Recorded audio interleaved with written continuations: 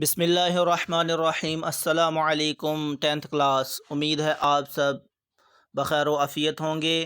عزیز طلباء، آج ہم سبق نظریہ پاکستان کے ایک اور اقتباس کی تشریح پڑھیں گے۔ اقتباس یہ ہے: اگر ہم نے نظریہ پاکستان کے پیش نظر یہاں سے لے کر پرعزمت بنانے میں پوری طرح کامیاب ہوں گے۔ یہاں تک اقتباس ہے۔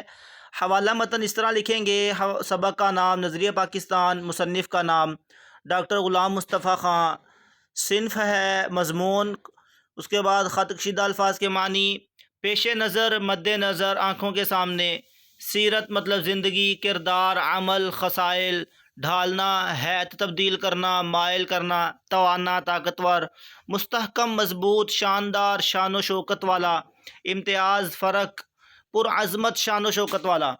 تو عزیز طلباء، اس کے بعد تشریح کی ہیڈنگ دیں گے، اور تشریح یہ ہے: ڈاکٹر غلام مصطفیٰ خان اردو ادب کے نامور مضمون نگار ہیں، تنقید و تحقیق میں نمایاں مقام رکھتے ہیں۔ عام قارئین کے لیے ان کا طرز تحریر انتہائی سادہ اور عام فہم ہوتا ہے۔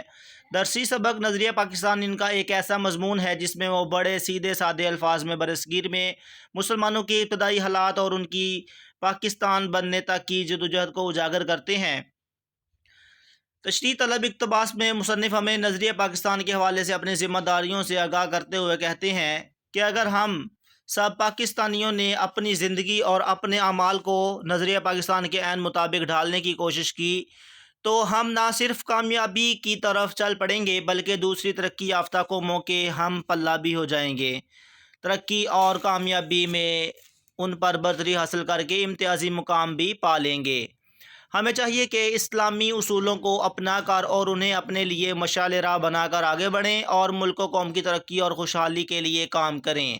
اگر ہم اپنے عمل سے ایسا کریں گے تو بہت جلد ہم وطن عزیز پاکستان کو ترقی یافتہ خوشحال بنانے کے ساتھ ساتھ اس کے مستقبل کو بھی عظیم سے عظیم تر بنانے میں کامیاب ہو جائیں گے۔